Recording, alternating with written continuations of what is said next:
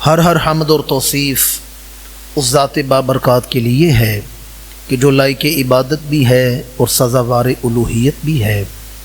لکھوں کا مرتبہ درود و سلام اس ہستی معظم پر کہ جن کی ذات وجود ذات کی دلیل بنی، جن کی سیرت و کردار کو صراط مستقیم کہا گیا اور جن کا وجود آخرت میں انسانیت کی نجات کا سائبہ بنے گا۔ برادران اسلام، یہ ماہ ذیقعد ہے جسے ذوالقعدہ بھی کہا جاتا ہے۔ اسلامی کیلنڈر کا جو مہینہ ہم گزار رہے ہیں وہ ماہ ذیقعد ہے۔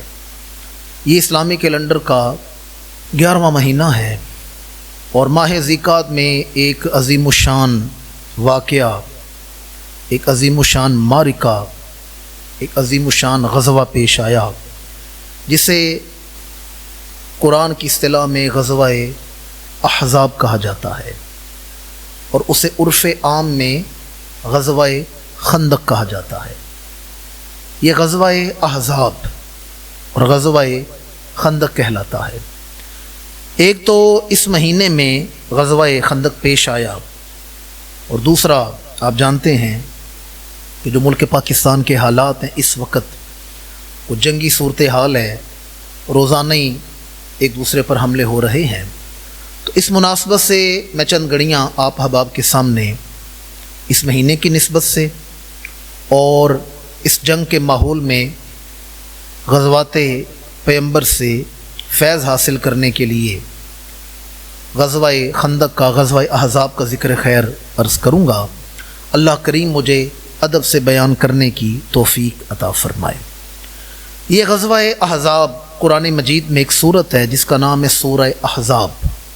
قرآن مجید کا 21واں پارہ اور 22واں پارہ، یعنی 21ویں اور 22ویں پارے میں یہ سورت ہے اور اس کی آیت نمبر 9 سے لے کر آیت نمبر 25 تک 17 آیات کے تسلسل میں اللہ تعالیٰ نے غزوہ خندق کو بیان فرمایا ہے۔ آیت نمبر 9 سے لے کر آیت نمبر 25 تک 17 آیات کا تسلسل ہے جس میں غزوہ احزاب کو بیان کیا گیا ہے۔ پہلے اس کی وجہ تسمیہ اور پھر اس کی وجوہات کی کیوں مارکا پیش آیا اور پھر غزوہ خندق کے احوال۔ ویسے یہ بھی تفصیل موضوع ہے، طویل موضوع ہے، کیونکہ کئی دن غزوہ خندق پر کام ہوتا رہا ہے، خندق کھودی جاتی رہی ہے، تو کئی سارے معجزات کا اظہار ہوا، کئی سارے صحابہ کرام کے معمولات اور ظاہر ہوئے اور ان کی وفائیں اور برکات ہیں۔ میں صرف احوال کے طور پر برکت کے حوالے سے چند ایک چیزیں آپ کے سامنے آج رکھوں گا۔ یہ غزوہ احزاب، یہ اس کا نام احزاب کیوں رکھا گیا؟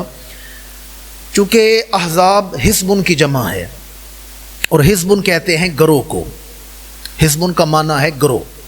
تو چونکہ اس غزوہ میں عرب کے سارے گروہ اکٹھے ہو کر اسلام کے خلاف نکلے تھے، اس لیے اسے غزوہ احزاب کہا جاتا ہے۔ اسلام کے خلاف سارے گروہ اکٹھے ہو گئے، مشرکین کے، یہودیوں کے، حتیٰ کہ منافقین بھی ان کے ساتھ تھے۔ تو چونکہ بہت سارے گروہ اکٹھے ہوئے اس لیے احزاب کا معنی ہے بہت سارے گروہ۔ حزب کا معنی ہے گروہ، ایک گروہ، اور احزاب کا معنی ہے بہت سارے گروہ۔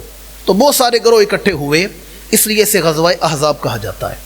اس میں قریش تھے، اس میں بنو قرہ تھے، اس میں بنو اشجع تھے، اس میں بنو سلیم تھے اور یہودیوں کے قبائل بھی شامل تھے، بنو نذیر تھا اور بنو قریظہ تھا اور اسی طرح منافقین بھی تھے۔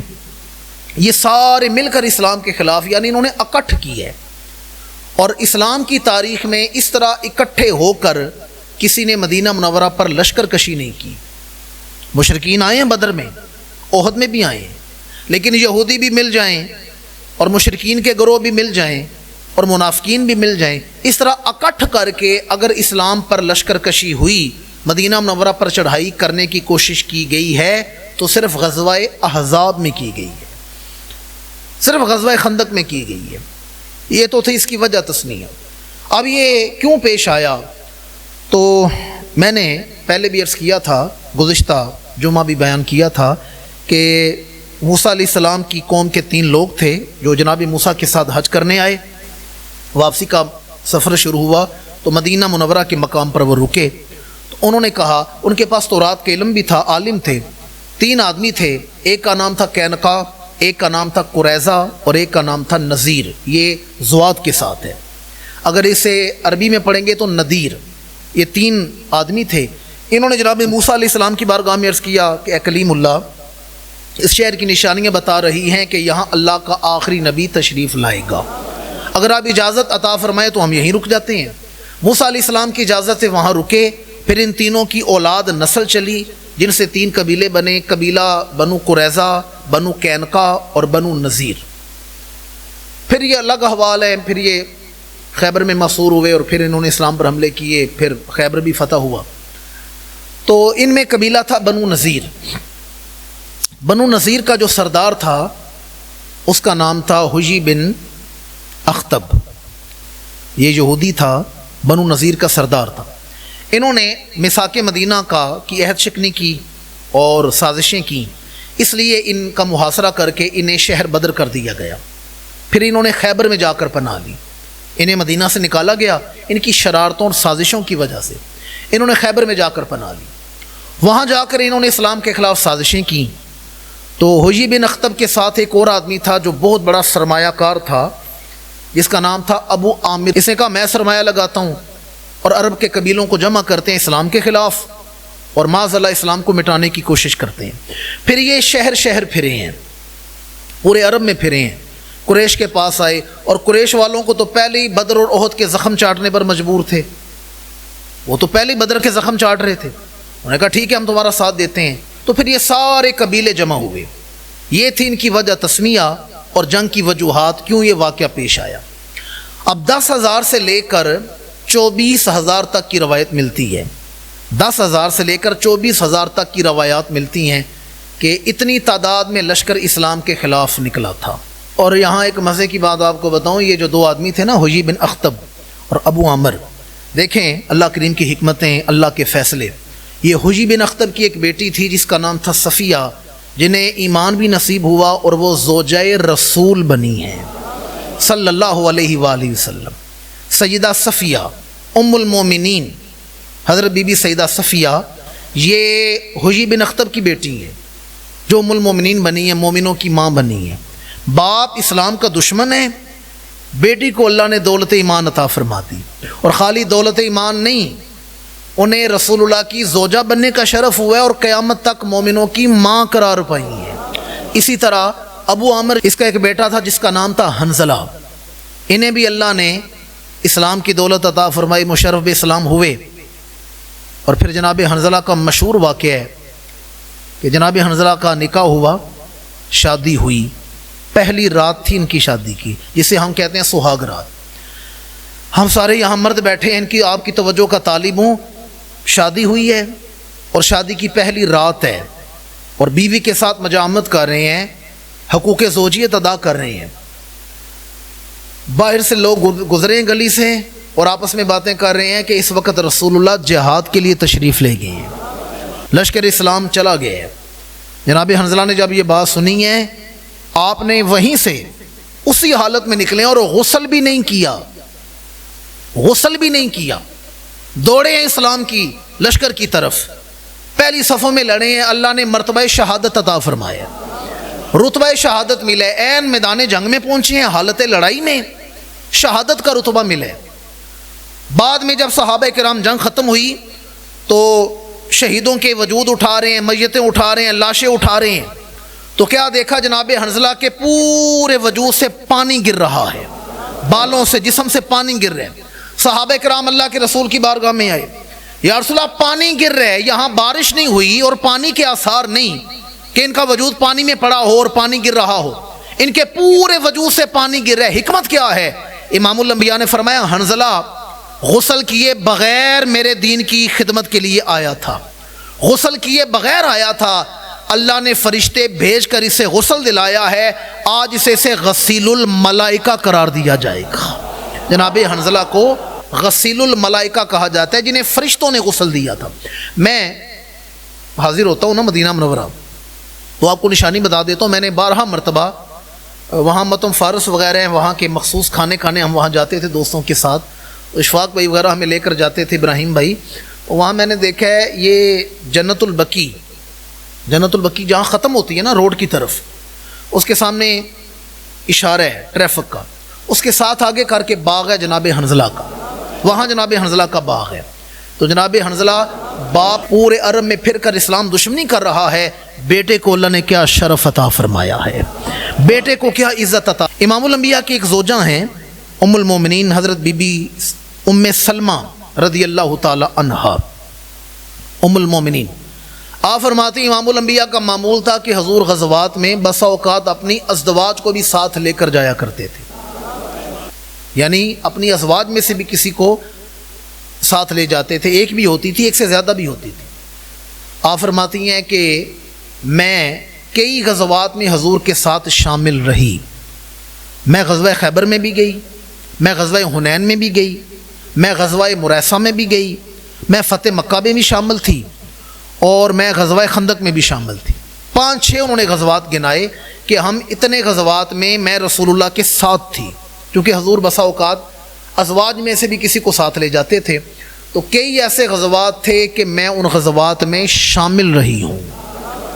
اب سنیں ام المومنین کا فرمان. بی بی ام سلمہ فرماتی ہیں کہ بعد میں ہم جب ازواج پیغمبر مل کر بیٹھتی نا، بعد میں ہم بیٹھتی اور یہ بات ہوتی کہ حضور کے غزوات میں سے سب سے مشکل غزوہ کون سا تھا، تو بی بی ام سلمہ فرماتی ہیں میں اکثر کہا کرتی تھی کہ سب سے مشکل غزوہ خندق تھا، جو بدر سے بھی مشکل تھا، احد سے بھی مشکل تھا. یہ بی بی ام سلمہ کا فرمان ہے، اور آپ کے الفاظ سننے والے ہیں. ما رأیت احدا اتعب ولا افوفا غزوۃ من غزوۃ خندق.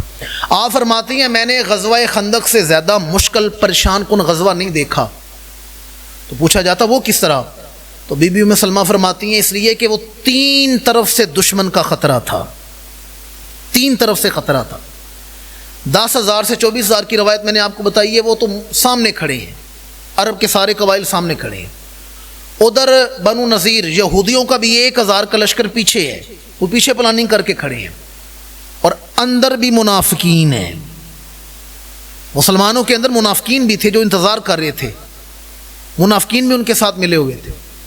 تو بی بی فرماتی ہیں حضور کے لیے بڑا مشکل تھا کہ میں اگر سامنے کی طرف توجہ کرتا ہوں تو پیچھے سے یہودی کوئی کام نہ کر دیں، اگر پیچھے بھی توجہ کرتا ہوں تو اندر سے کوئی سازش نہ ہو جائے، اندر سے کچھ ایسا کام نہ ہو جائے جس سے معاذاللہ ہمیں شکست نہ جو ہے ہمارا مقدر بن جائے. اس لیے بی بی فرماتی ہیں ام سلمہ فرماتی ہیں کہ سب سے جو مشکل غزوہ تھا نا وہ غزوہ خندق تھا، کہ 3 طرف توجہ تھی امام الانبیاء کی، 3 طرف توجہ کر کے پھر یہ جنگ لڑی گئی ہے. صحابہ کرام کو جمع کیا گیا، حضور کا معمول تھا کوئی بھی موقع آتا تو مشاورت کرتے، مشاورت ہوئی تو یہ قرار پایا کہ ہم مدینہ منورہ کی حدود پر ہی انہیں روکیں گے. تو روکا کیسے جائے گا؟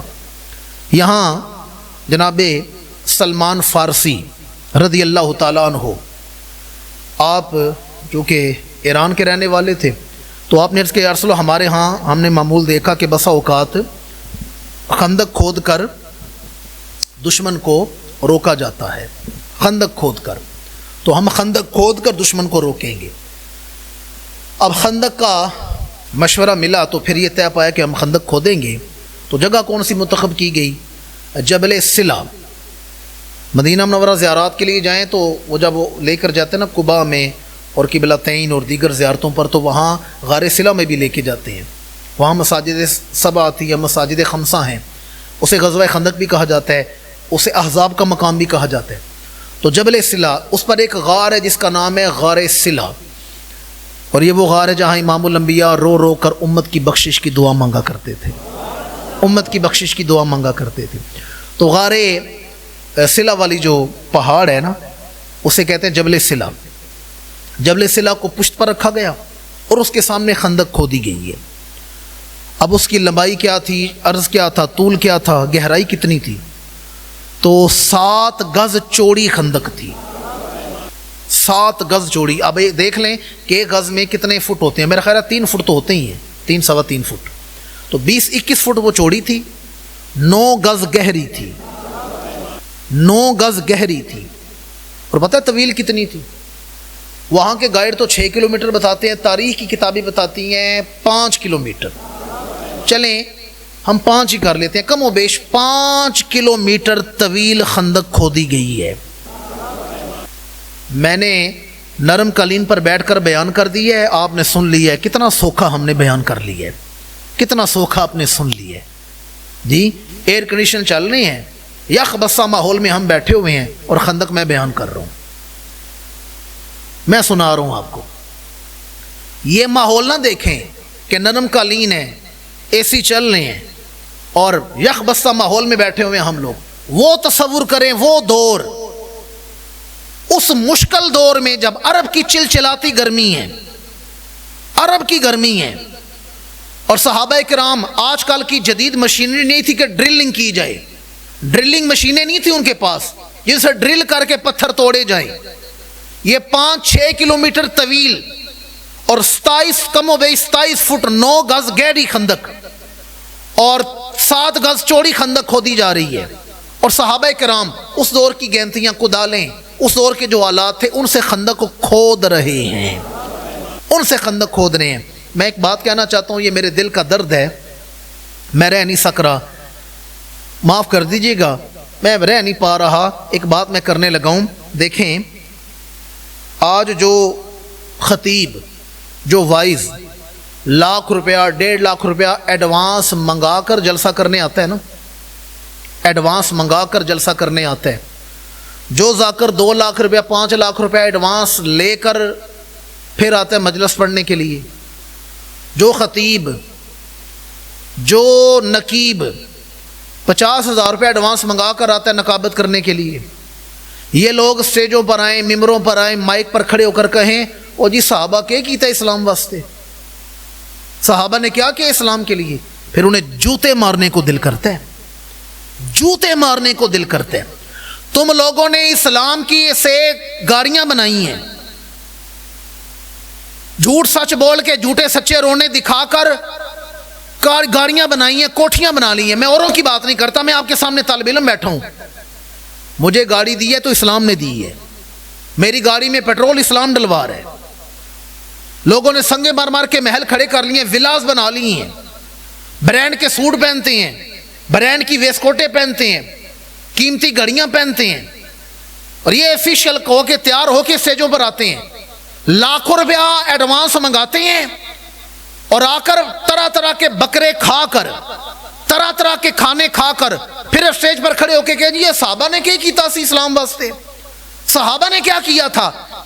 وہ مشکل ترین عرب کی گرمی ہے اور صحابہ کرام کدالوں سے چٹانیں توڑ رہے ہیں، وہ چٹانیں توڑ رہے ہیں، محنت کر رہے ہیں، کس کے لیے؟ اور یہ بھی میں ذمہ داری سے بیان کر رہا ہوں، صحابہ نے اسلام پر لوٹایا بڑا کچھ ہے، اسلام سے بنایا کچھ نہیں۔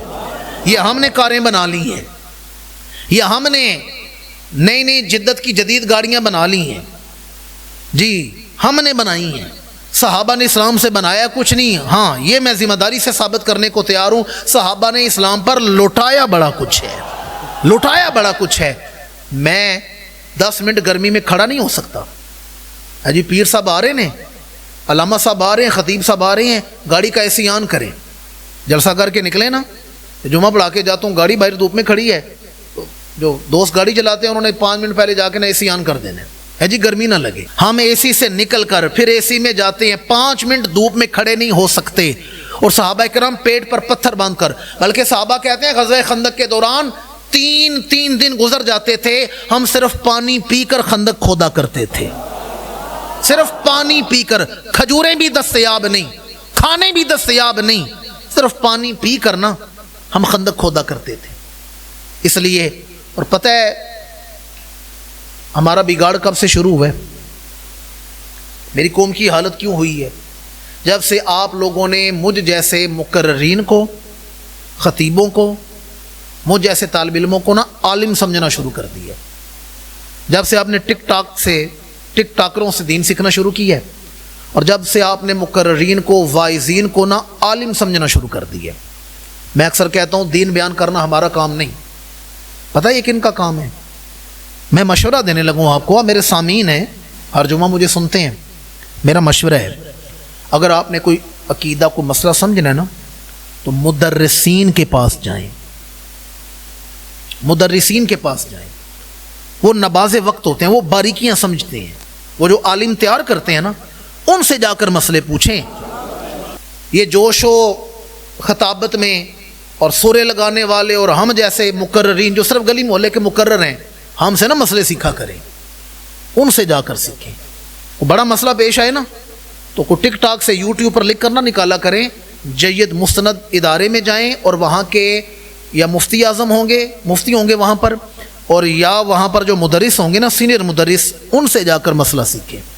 یہ بات کہیں سے کہیں چلی جائے گی۔ جو بات میں کر رہا تھا، ہم طرح طرح کے کھانے کھا کر اے سی والی گاڑیوں میں آتے ہیں، اے سی میں بیٹھ کے تقریریں کرتے ہیں اور گھر چلے جاتے ہیں، بڑے اسلام پر تیر چلا لیے ہیں۔ صحابہ کرام پیٹ پر پتھر باندھ کر 3 دن صرف پانی پی کر خندق کھودتے رہے ہیں، صرف پانی پی کر خندق کھودتے رہے ہیں۔ خندق کھودی جا رہی ہے۔ تو اب جو بات سنانے لگا ہوں، اس بات کو علامہ علی بن برہان الدین حلبی رحمۃ اللہ تعالی علیہ سیرت حلبیہ میں بیان کی ہے۔ اس کے علاوہ امام محمد بن یوسف الصالحی انہوں نے سبل الہدی والرشاد میں بیان کی ہے۔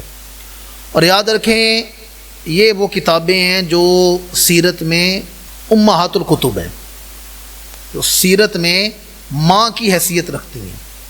بعد میں جتنی اردو سیرت لکھی گئی ہے نا 80 سے 90% مواد انہی مخصوص کتابوں سے لیا گیا ہے۔ یہ مخصوص کتابیں جن سے سیرت کا کام لیا گیا ہے۔ صحابہ کرام کہتے ہیں کہ بس اوقات ایسا ہوتا کہ ہم وہ کدال مارتے، گینتی مارتے تو نیچے سے سخت چٹان ظاہر ہوتی، سخت چٹان ظاہر ہوتی، تو پھر ہم کیا کہتے؟ اللہ کے رسول کی بارگاہ میں آتے اور آ کے عرض کرتے یا رسول اللہ فلاں جگہ بڑی سخت چٹان ہے، 5 کلومیٹر کا فاصلہ ہے، تو کہیں بھی کھدائی کے دوران سخت پتھر آتا ہے، بھی ساری پہاڑی علاقہ ہے، تو ہم آ کے عرض کرتے یا رسول اللہ بڑی سخت چٹان ہے، نہیں ٹوٹ رہی۔ تو پتہ ہے حضور کیا کرتے؟ امام الانبیاء پانی منگوا کر دم فرماتے، جی دم فرماتے، اور دم والا پانی دے کر فرماتے جاؤ یہ چٹان پر ڈال دو۔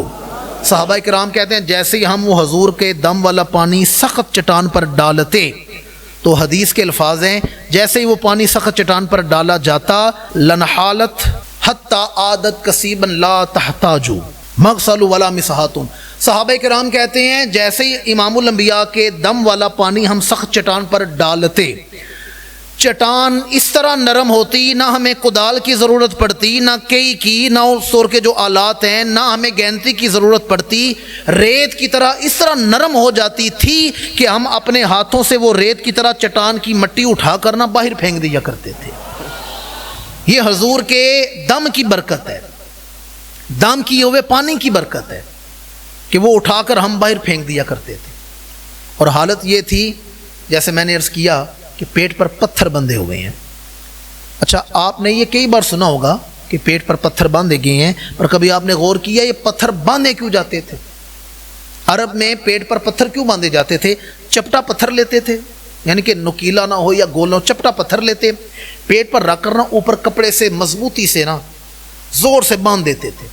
اس سے ہوتا کیا تھا؟ اس سے معدہ دب جاتا تھا اور بھوک کا احساس ختم ہو جاتا تھا، معدہ دب جاتا تھا اور بھوک کا احساس ختم ہو جاتا تھا، بھوک کم محسوس ہوتی تھی، معدہ جو دب جاتا تھا۔ اور صحابہ کرام نے اپنے پیٹوں پر ایک ایک پتھر باندھ رکھا ہے۔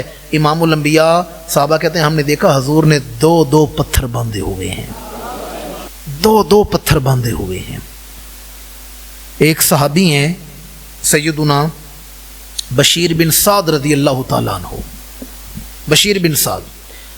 آپ نے سنا ہوگا ایک صحابی ہیں جناب سیدنا عبداللہ بن رواحہ رضی اللہ تعالیٰ عنہ، شاعر دربار رسالت ہیں، ثنا خان بھی تھے، حضور کے شاعر بھی تھے جناب عبداللہ بن رواحہ۔ یہ بشیر بن سعد ان کے بہنوئی تھے، یعنی عبداللہ بن رواحہ ان کے برادر نسبتی لگتے تھے، برادر اللہ لگتے تھے۔ تو بشیر بن سعد کہتے ہیں کہ ایک دن میری بیوی نے میری بیٹی کو نا تھوڑی سی کھجوریں دیں اور انہیں کپڑے میں باندھا، پوٹلی بنائی، پوٹلی سمجھتے ہیں نا، پوٹلی ایک چھوٹی سی گٹھڑی، یعنی کہ کھجوریں ڈال کر پوٹلی باندھ کر رومال میں کھجوریں باندھ کر دیں، کہا جاؤ تمہارے والد بھی بھوکے ہیں اور تمہارے ماموں بھی بھوکے ہوں گے، انہیں جا کر دے آؤ، بڑی خاص بات آپ تک پہنچانے لگا، جاؤ یہ کھجوریں لے جاؤ، والد کو بھی دو اور ماموں کو بھی دو۔ چھوٹی سی ان کی بیٹی تھی، وہ بیٹی آئی ہے خندق کی طرف، امام الانبیاء کی نظر پڑ گئی ہے، حضور کی نگاہ کرم پڑ گئی ہے۔ حضور فرماتے ہیں بیٹی ادھر آؤ۔ وہ چھوٹی بچی قریب آئی، پر میں یہ کیا لے کر آئی ہو، کیا لے کر آئی ہو؟ اس بچی نے پوٹلی کھولی تو اندر چند کھجوریں تھیں، چند کھجوریں تھیں۔ یقین جانیے بڑا نازک مقام ہے، کلیجہ پھٹنے کو آتا ہے۔ جب میں نے روایت پڑھی تو ایک کلیجہ پھٹنے کو آ رہا ہے۔ آپ کو نہیں پتہ میں کس انداز سے کس طرح بیان کر رہا ہوں، یہ مجھے ہی پتہ ہے جس حوصلے سے میں بیان کرنے لگا ہوں۔ جیسے بچی نے پوٹلی کھولی نا، یوں اپنی پوٹلی کھولی، اس میں تھوڑی سی کھجوریں تھیں۔ جیسے ہی حضور نے کھجوریں دیکھی ہیں، امام الانبیاء نے دونوں ہاتھ بچی کے سامنے یوں پھیلا دیے ہیں۔ کیا مقدر ہے اس بچی کا، کیا نصیب ہے اس بچی کا۔ کائنات کو عطا کرنے والے ہاتھ ہیں، حضور نے بچی کے سامنے یوں کیے ہیں، یوں ہاتھ کیے ہیں، اور میں بیٹی اس میں ڈال دوں، یہ کھجوریں اس میں ڈال دوں۔ وہ ننھی بچی ہیں، وہ کہتی ہیں میں نے کھجوریں، وہ پوٹلی حضور کے ہاتھوں میں انڈیلی ہے۔ جیسے ہی انڈیلی ہے نا، تو حضور کے ہاتھ کا جو چلو بنا ہوا تھا نا، دونوں ہتھیلیاں، ہاتھ یعنی چلو بھرا نہیں، بھرا نہیں، یعنی ایک ہاتھ کی کھجوریں ہوں گی، یہ چلو بھرا نہیں ہے۔ وہ صحابیہ کہتی ہیں فَصَبَّتْهُ مما ملأ کف رسول اللہ، یعنی حضور کے دونوں ہاتھوں کی ہتھیلیوں میں کھجوریں نہیں آئیں، ایک ہتھیلی جتنی بھی کھجوریں نہیں تھیں، یعنی چند ایک دانے تھے، تھوڑی سی کھجور تھی۔ امام الانبیاء نے وہ کھجور لے کر فرمایا بیٹی یہ کپڑا نیچے بچھا دو، وہ جو پوٹلی کا کپڑا ہے نا اسے بچھا دو۔ بچی نے کپڑا بچھایا، حضور نے وہ کھجوریں اس پوٹلی پر رکھیں، اس کپڑے پر، رومال پر رکھیں۔ اور جو بلند آواز والے صحابی تھے نا، جن کا لہجہ بلند تھا، کیونکہ شفٹیں ہوتی تھی، کئی فاصلے پر صحابہ کام کر رہے تھے، بلند آواز والے صحابی سے کہا اونچی چٹان پر کھڑے ہو جاؤ اور سب کو بلا لو، جتنے بھی صحابہ ہیں سب کو بلا لو۔ وہ صحابی اونچی چٹان پر کھڑے ہوئے اور اونچی آواز سے سب کو بلایا، ہلوموا الی الغداء، ہلوموا الی الغداء، ہلوموا الی الغداء، اے صحابہ آ جاؤ، رسول اللہ نے تمہارے لنچ کا اہتمام فرما دیا ہے، حضور نے تمہارے کھانے کا اہتمام کر دیا ہے۔ اب کم و بیش 3000 صحابہ کام کر رہے ہیں، 3000 صحابہ کام کر رہے ہیں۔ جناب بشیر بن سعد کہتے ہیں میں بھی کھڑا ہوں، عبداللہ بن رواحہ بھی کھڑے ہیں، میری بیٹی بھی کھڑی ہیں، چند دانے کھجوروں کے، کھانے والے 3000 آ رہے ہیں اور ہم پریشانے، ہوگا کیا؟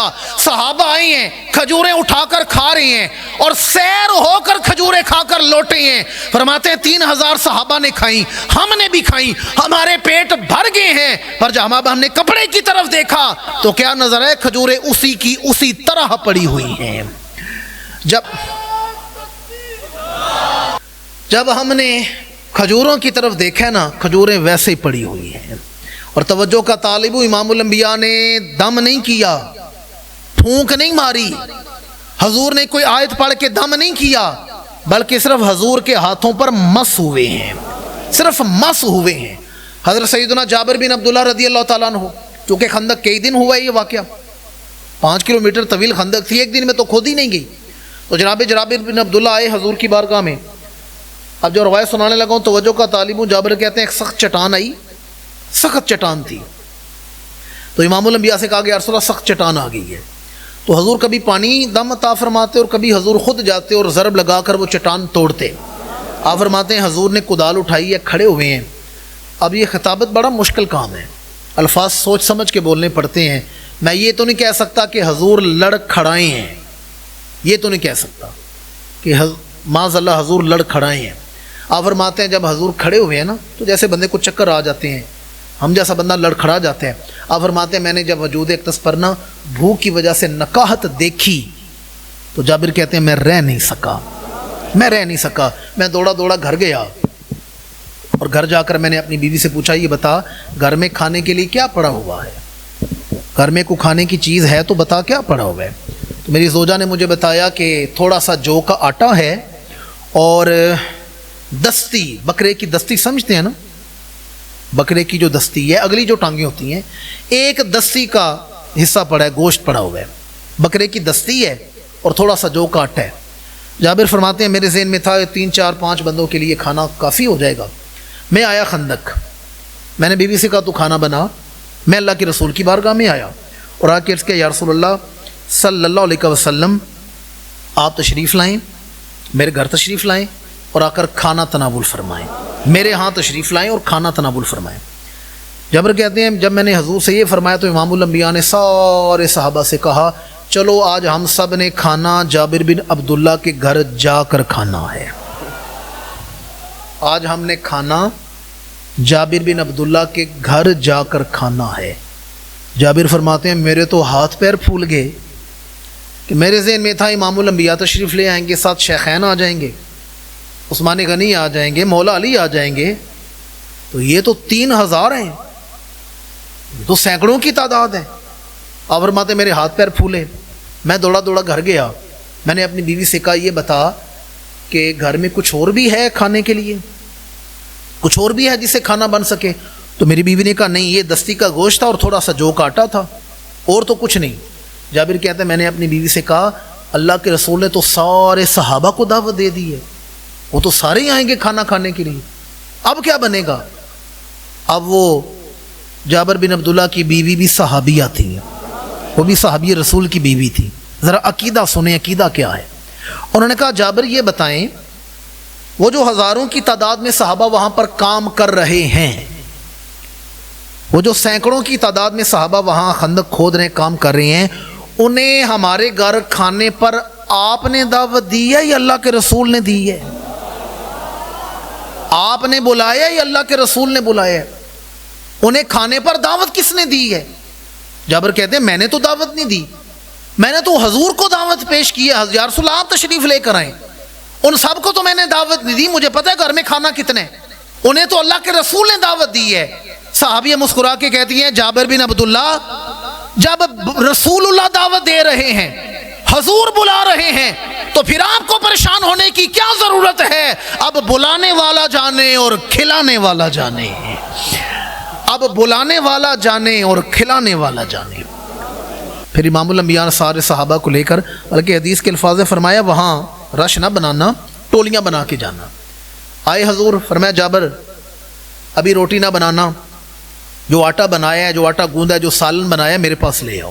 جابر لے کر آئے، امام الانبیاء نے ان میں اپنا لعاب دہن مبارک ڈالا ہے، اپنا لعاب دہن ڈالا ہے، اور میں جاؤ یہ واپس لے جاؤ، اپنی بیوی سے کہو کہ آٹے والے برتن سے کپڑا اٹھا کر نہ دیکھیے آٹا کتنا ہے، بس نکال کر نہ پیڑے روٹیاں بناتی جائے، اور وہ جو سالن ہے نا سالن، اس کی بھی ہنڈیا سے ڈھکن نہیں اٹھانا، بس کسی طریقے سے نکال کر نا سالن دیتے رہو، ڈھکن اٹھا کے دیکھنا نہیں پیچھے رہ کتنا گیا ہے۔ جابر کہتے ہیں ہم نے ایسے ہی کیا، میری بیوی روٹیاں بنا رہی ہیں، صحابہ ٹولیوں کی ساتھ آ رہے ہیں، سارے صحابہ کرام نے بھی کھانا کھایا ہے، اللہ کے رسول نے بھی سیر ہو کر تناول فرمایا ہے، ہم نے بھی کھایا، بلکہ روایت کے الفاظ ہیں حضور نے فرمایا اہل مدینہ باقیوں میں بھی تقسیم کرنا، ہم نے باقیوں میں بھی تقسیم کیا۔ جب سارے چلے گئے تو ہم نے کپڑا اٹھا کر اور ہنڈیا کا ڈھکن اٹھا کر دیکھا، سمجھ نہیں آ رہی تھی کھانا پہلے زیادہ تھا یا اب زیادہ ہو گیا ہے، پہلے زیادہ تھا یا اب زیادہ ہو گیا ہے۔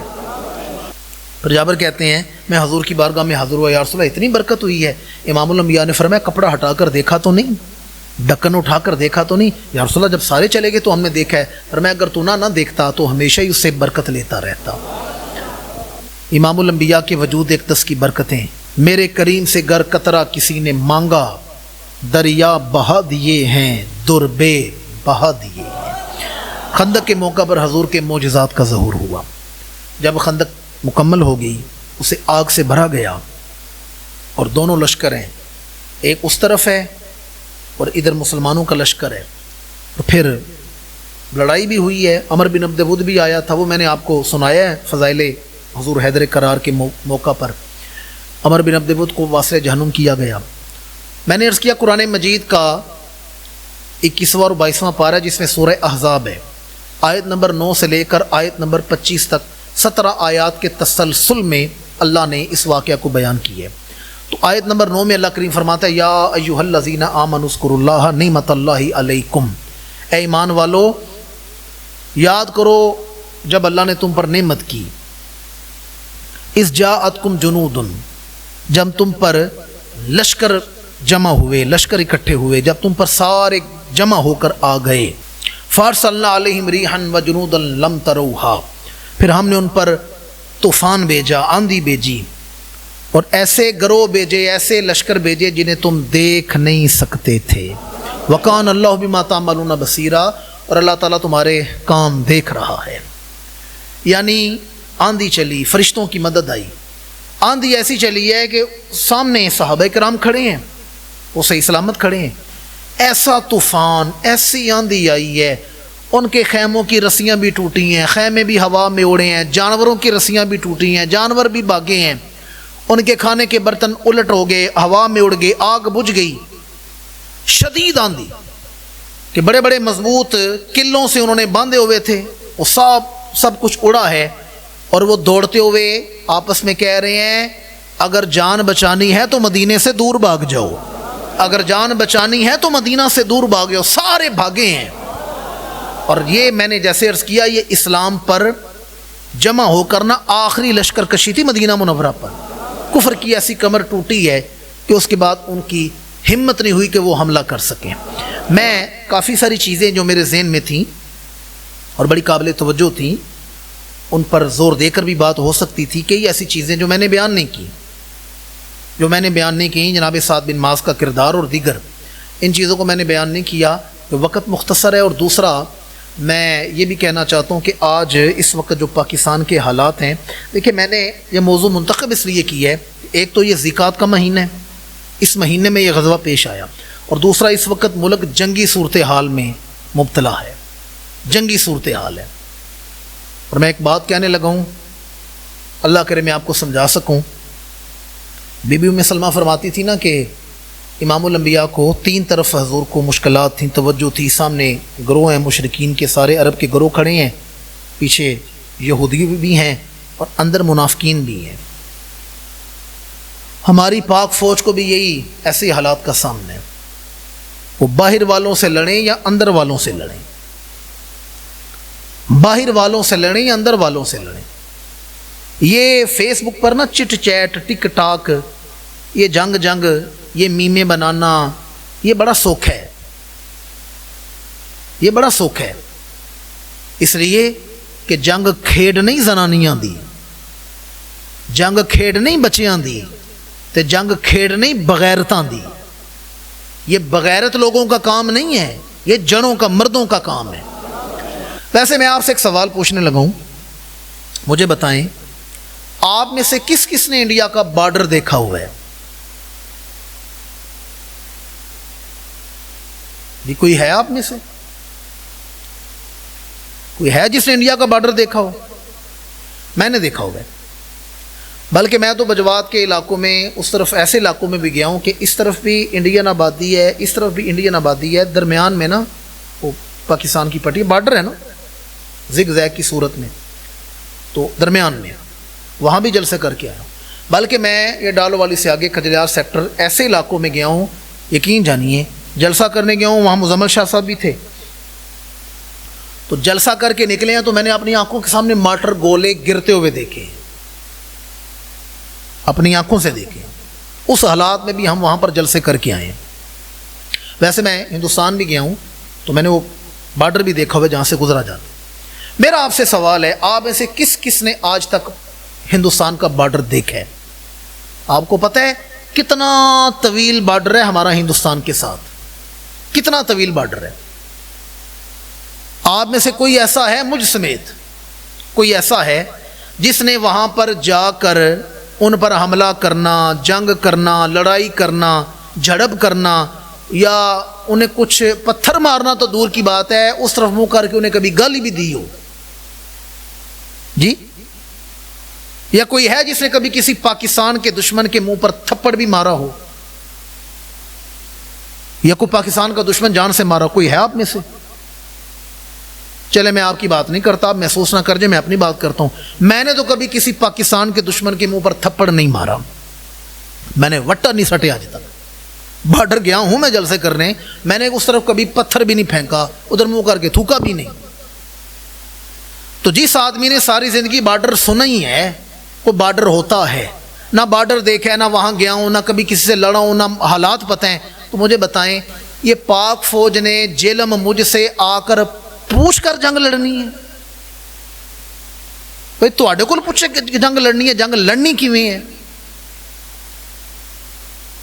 اتنا طویل بارڈر ہے ہمارا ہندوستان کے ساتھ، اور 70 سال ہو گئے ہیں، 70 سال ہو گئے ہیں ہم بچے ہوئے ہیں۔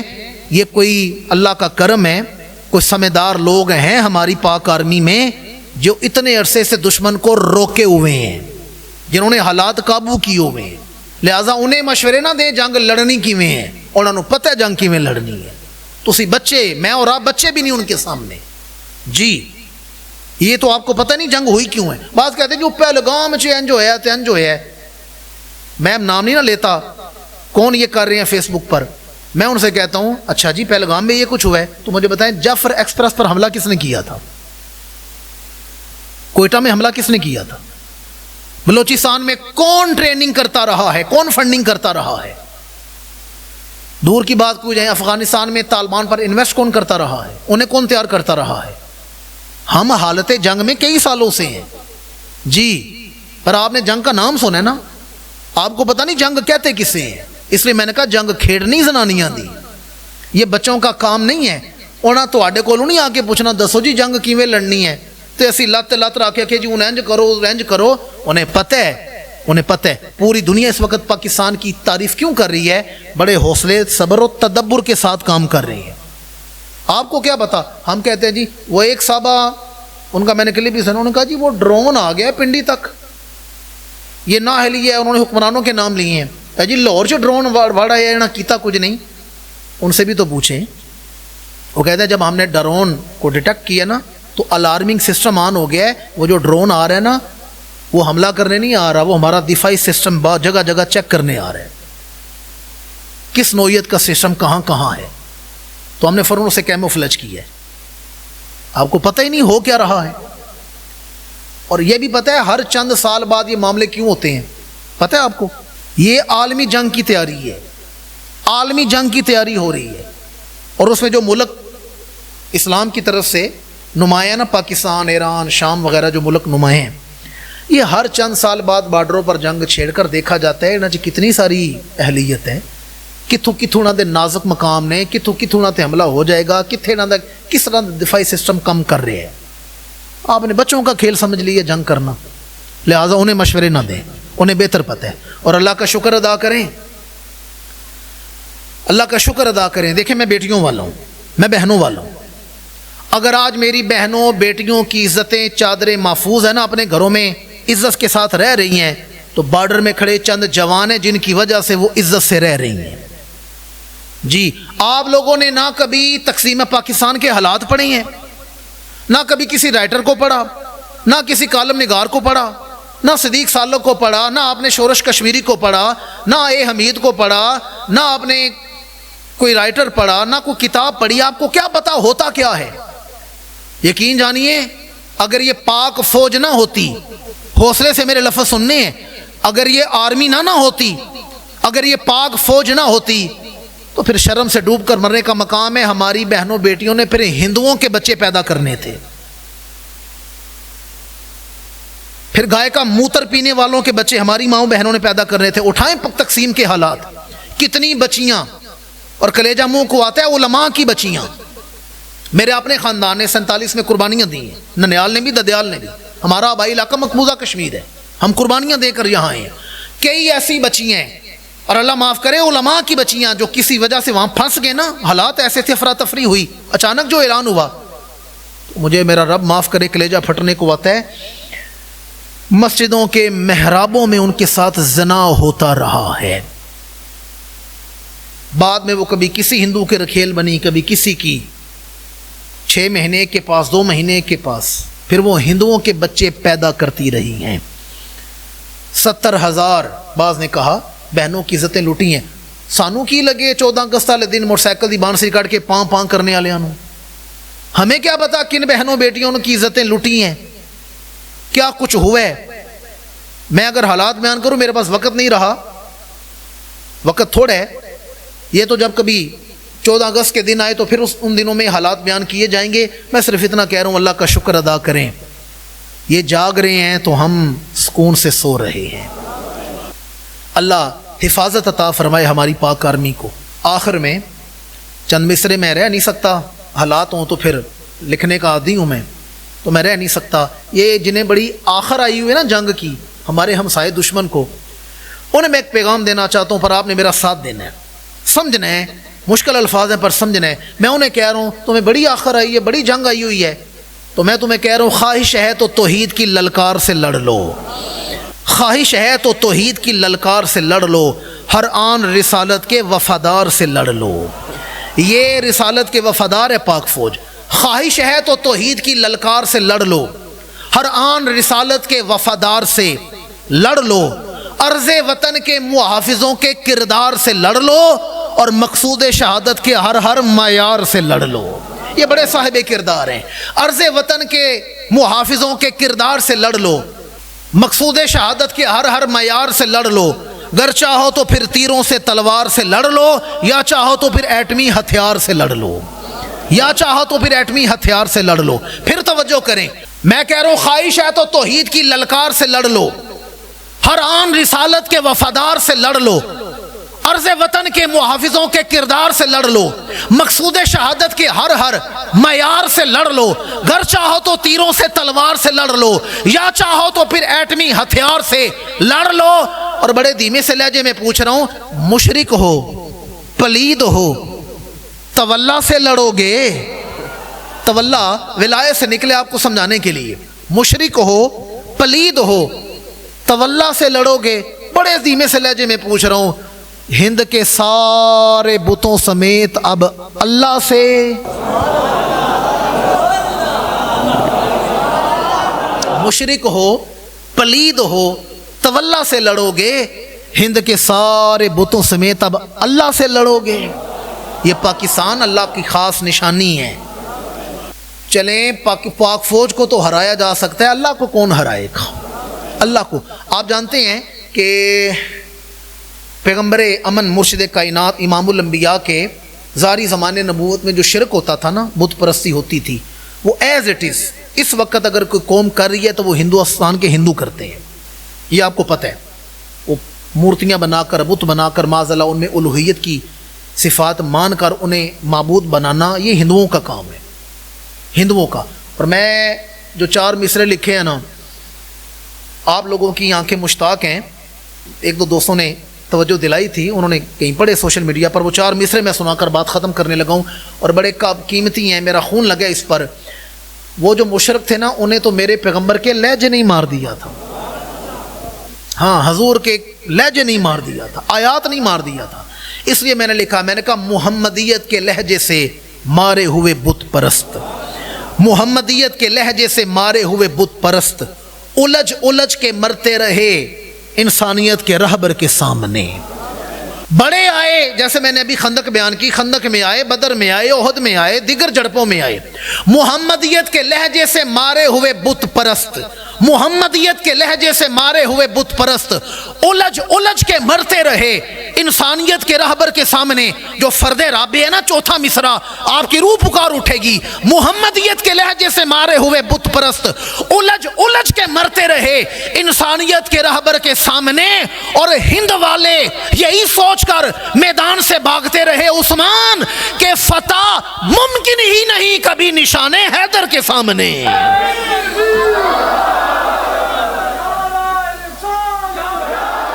محمدیت کے لہجے سے مارے ہوئے بت پرست الجھ الجھ کے مرتے رہے انسانیت کے رہبر کے سامنے، اور ہند والے یہی سوچ کر میدان سے بھاگتے رہے عثمان کہ فتح ممکن ہی نہیں کبھی نشان حیدر کے سامنے۔ ہاں ہم نشان حیدر والے ہیں، فتح ممکن ہی نہیں کبھی نشان حیدر کے سامنے۔ یہ مشکل وقت ہے، یہ میں کا وقت نہیں۔ یہ نہ سوچیں میں، میرا گھر، میری سیاسی جماعت، میرا لیڈر، میری پارٹی، یہ میں کو ہم میں بدلنے کا دور ہے، یہ ہم میں بدلنے کا دور ہے۔ اللہ کریم ہمیں ایک ہونے کی توفیق عطا فرمائے، ارض مقدس کے اللہ کریم حفاظت فرمائے، ہماری پاک فوج کی حفاظت فرمائے، اور اللہ کریم اسلام کو عروج عطا فرمائے۔ آمین ثم آمین، وما علینا الا البلاغ المبین۔